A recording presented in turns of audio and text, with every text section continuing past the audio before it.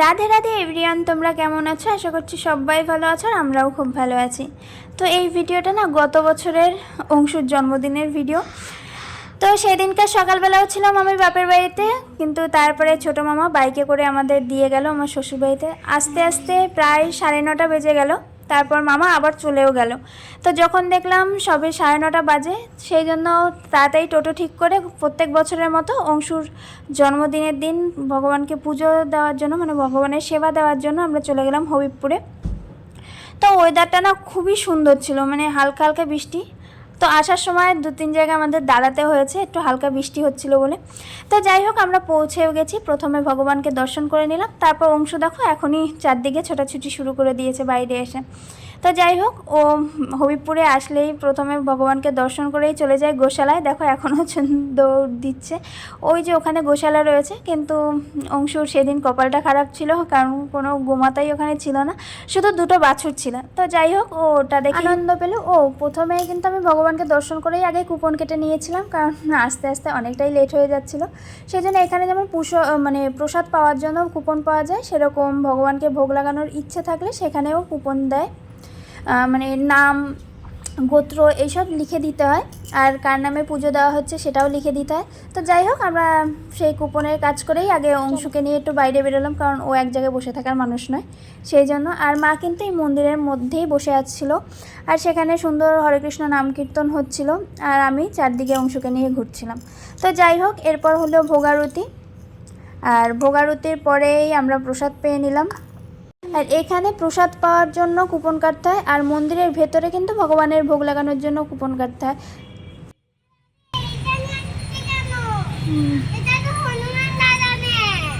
তো জগন্নাথ দেবের সমস্ত প্রসাদই হচ্ছে মহাপ্রসাদ। তো প্রত্যেকবার মানে যতবার এখানে এসে প্রসাদ পেয়েছি, মোটামুটি রাজভোগ যেটা রয়েছে 170 টাকা দামের যে মহাপ্রসাদটা রয়েছে সেটাই পেয়েছি। কিন্তু এবার আমার শাশুড়ি মা বললো, চলো অন্তরা এবার গিয়ে একটুখানি 70 টাকা দামের যে মহাপ্রসাদটা রয়েছে সেটা একটু পাই। তো যাই হোক, আমরা সেটাই পেলাম। তো সেখানেও অনেক আইটেম ছিল আর বেশ ভালোই লাগছিলো খেতে। আর এরপরে দেখো, আমরা বাড়ি আসার সময় অঝোরে বৃষ্টি হচ্ছিল। তো এরপরে বললাম না যে অংশুর জন্মদিনে তেমন কোনো প্ল্যানই ছিল না, কিন্তু পাশের বাড়ির আমাদের যে কেক বানায় তার কাছেই আমি আগের দিন ফোন করে অর্ডার দিয়ে রেখেছিলাম। পুরো নিরামিষভাবেই বানানো হয়েছে, আর পুরো নিরামিষ কেক। তো প্রথমে আমি গোপালকে আমার ভোগ লাগিয়ে নিলাম, আর এটাই হচ্ছে অংশুর বার্থডে কেক। তো কী করবো আর, ছোটো অংশু বেলুন খুব পছন্দ করে, চটজলদি যেহেতু আয়োজন, সেই জন্য কিছু বেলুন নিয়ে এসে একা একাই ঘরের মধ্যে সাজালাম। অংশু পছন্দ হয়েছিল, ভালো লেগেছিলো। তো যখন বেলুন ফোলাচ্ছিলাম, তো অংশু অনেকগুলো ফাটিয়ে দিচ্ছিলো আর খেলছিল। তো যাই হোক, এই বেলুন ফুলিয়ে সমস্ত কিছু করতে করতে প্রায় রাত 9টা বেজে যায়। তো অংশুকে রেডি টেডি করে নিয়ে চলে আসলাম।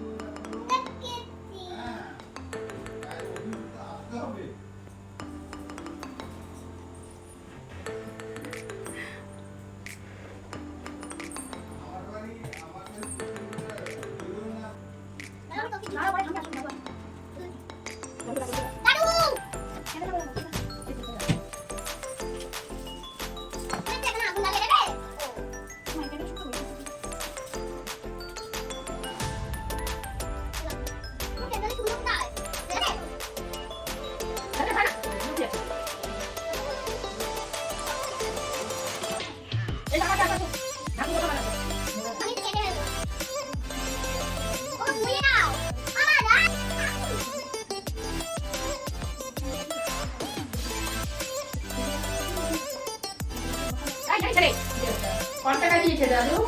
30 টাকা। তুমি দিয়েছো কেন?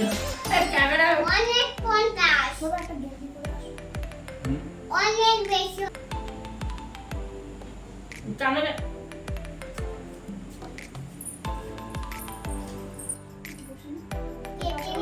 দাঁড়া দাঁড়া দাঁড়া বাবা দাঁড়া, ওই তো দেখা যাচ্ছে। দাঁড়া না দাঁড়া বাবা দাঁড়া। মাম্পি মাম্পি এই বেলুনটা দেখা যাবে না তো। ভিডিও বানাও ভিডিও বানাও ভিডিও বানাও। এই আমি করেছি। আচ্ছা দাঁড়া দাঁড়া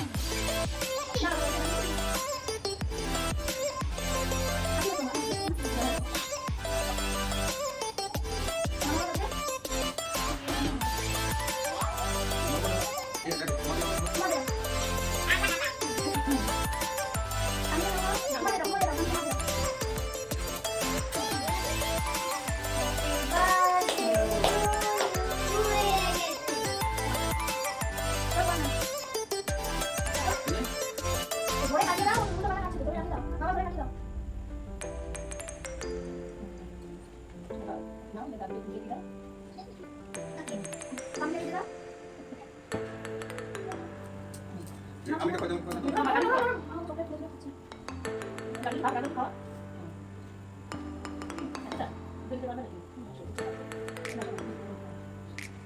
এই নে এই নে এই মাকে খাওয়া মাকে কিছু বস বস মাকে খাইও মাকে খাইও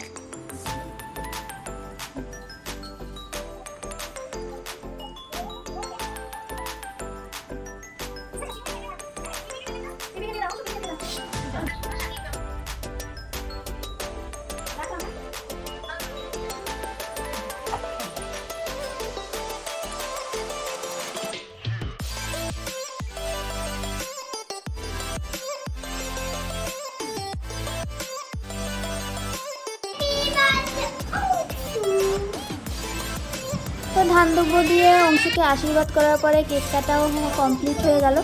এরপরে দুপুরবেলা যে জগন্নাথ দেবের কাছে যে ভোগ লাগানো হয়েছিল সেই ভোগটাই আমি নিয়ে এসেছিলাম, আর সেটাই রাত্রেবেলা ওকে সাজিয়ে দিচ্ছিলাম। তো দেখো অংশু বসে পড়েছে। যাই হোক, এইসব করতে করতে প্রায় 10:30 হয়ে গেছিলো আমাদের। তো দেখো বেশ মজা সহকারেই আনন্দ সহকারেই ভগবানের প্রসাদটা পেলো।